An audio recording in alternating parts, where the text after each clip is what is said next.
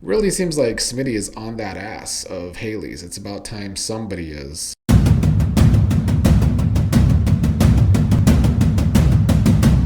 Happy Friday, Beyond the Gates fans. We have made it through another week alive. Maybe not awake after watching these Beyond the Gates episodes this week, but alive nonetheless. Let's get into today's Friday episode, which wasn't, I guess, totally filler Friday, I guess. Still not the most, exciting. We'll start with Hayley and Bill today. Hayley was telling Bill that they were going to have an intervention today. This is the day that Hayley wanted to put Bill through a workout. I think that Hayley's clearly trying to put a lot of stress on Bill's heart since this poison allegedly is supposed to mess with the heart. And since doctors can't find out what's wrong, and I guess Madison hasn't ran enough tests to find the poison inside Bill's tests, Hayley can, make Bill work out harder, which I assume is going to hurt his heart more. And then afterwards, Hayley brought him some drinks, which every time Hayley brings a drink, I have to assume that it's poison. So by the end, Bill was having symptoms from the poison again, it seemed, but they were not on a lot today. Kat today was with Samantha. I guess Samantha had compiled some research on some influencer thing, which led them to talk about Chelsea and Chelsea's rise as an influencer and how she's a diva today. They discuss how Chelsea was trying to make the organ donation of Kat's to Eva go viral and put the word out there, and that Kat didn't really want to be a part of it. Well, today Chelsea did meet with Eva to do that. They did it right there at RF Jeans. That's where they did their live.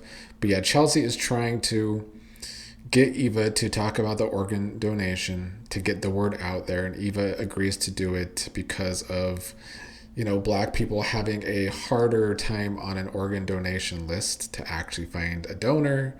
So they went live, and Eva gave her talk about her experience with the tornado and what happened. And Eva said she would have died if not for the person trapped beside her. Kat and Samantha started watching this live as Eva talked about a girl who she didn't get along with, and the girl didn't get along with her. Eva gave a fake name because Kat did not want to be mentioned in all of this. But I still think Kat was not enjoying watching all of this. But Eva said they didn't get along, but the girl donated to her anyway. And maybe this is Eva's shot to fix the thing between her and this girl. Kat is upset because she felt like during this interview, Chelsea was falling for Eva's whole woe is me. Samantha was trying to get Kat to accept that Eva was just giving her own tell-all experience. I also think Eva was obviously just talking about this whole ordeal that she went through, but Kat seems to think Eva was manipulating per usual and that Chelsea was falling for it. Chelsea thought that Eva did a good job, and Eva hopes that she and Chelsea can be cool. Chelsea mentioned how she didn't find it cool what Eva and Leslie did to her aunt and uncle, but she sees that Eva is trying, so it seems like Eva and Chelsea could have some sort of relationship, although Kat certainly won't go for that. Kat and Samantha ended up bickering after watching Chelsea's live about it, because Kat is admitting that she did authorize Chelsea to do this with Eva, but she didn't think Chelsea would do it like that, and that they would be like friends, as Samantha called it. And that is, I guess, what Kat was feeling and not liking from that. Samantha left or went to go hang out with somebody else because Kat was being too much, and Chelsea arrived. And Kat immediately started giving Chelsea shit about her live stream, which caused Kat to go on one of her typical Eva rants and said, Eva's always getting a pass with people, and now she's getting to Chelsea too.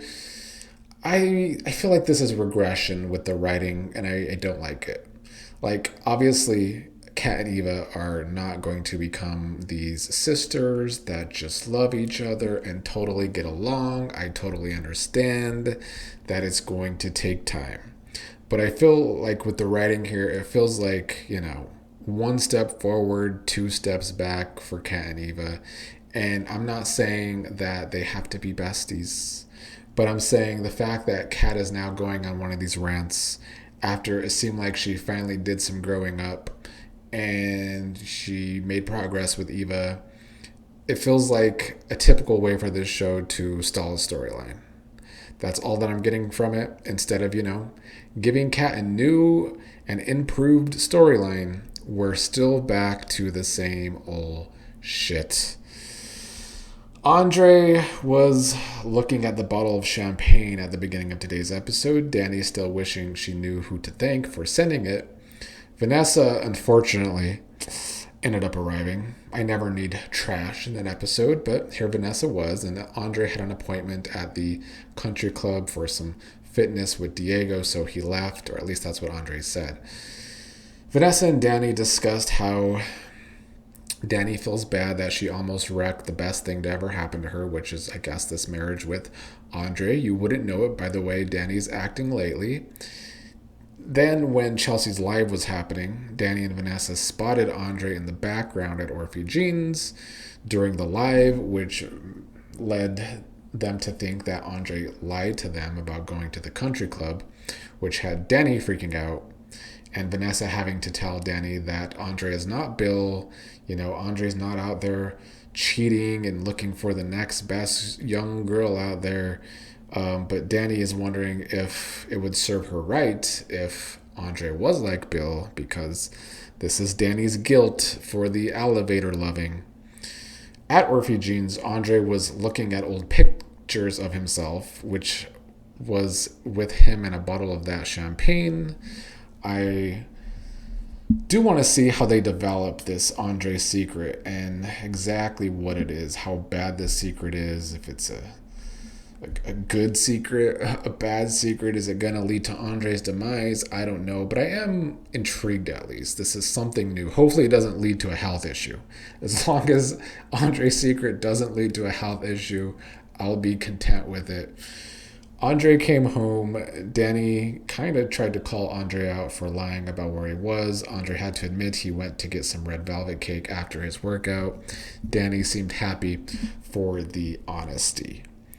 Smitty and Andre today. Smitty still discussing Lynette and Hayley, I guess, lying a lot about Lynette, even lying when her and Lynette became friends. Really seems like Smitty is on that ass of Hayley's. It's about time somebody is. Maybe Smitty and Naomi can work together to really unravel Hayley. I could go for that, even though I'm still Team Hayley over Bill. Jacob is like a broken record. He still wants to look into the impaler. He's not ready to close the case. We know. Elon later gave Jacob crap for spending too much time with Smitty, who's a journalist, and thinks that Smitty needs to go through the proper channels to get information. Jacob says that I basically gave Elon shit for not going through the proper channels where Joey is concerned. I do like when Jacob presses his father about the damn Joey connection.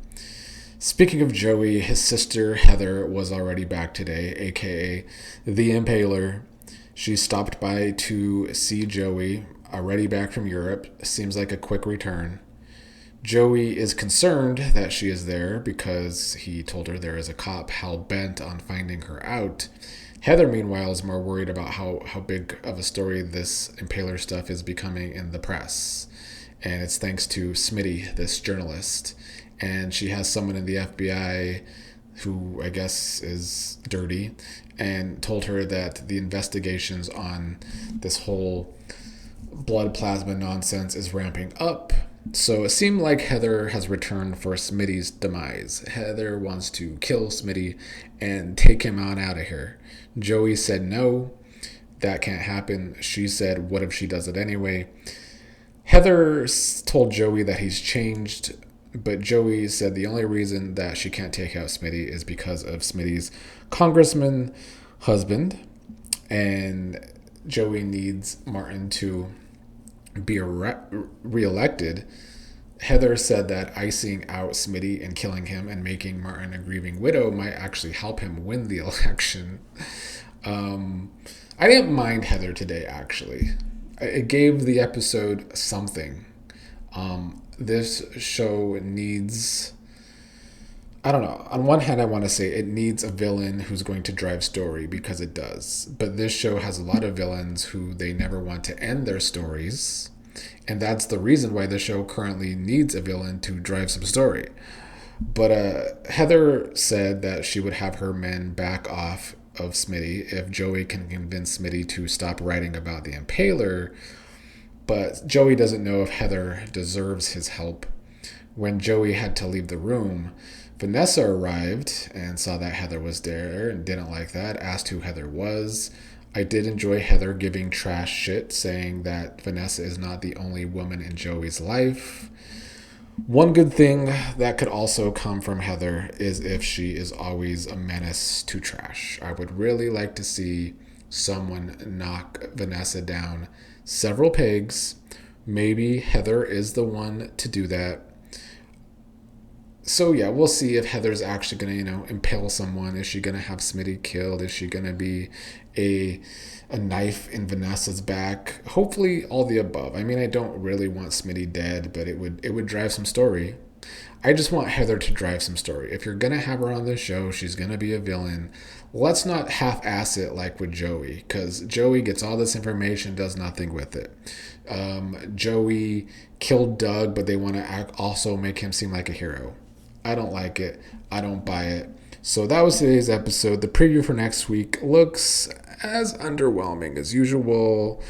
I think most of the interest is going to have to come from this Heather and Vanessa stuff. If Heather can really cause Vanessa to spiral, I will look forward to that. But I'll be back on Sunday to discuss more of the preview. I'll also look at some spoilers, see if there's anything else to look forward to next week. But that is this week of Beyond the Gates.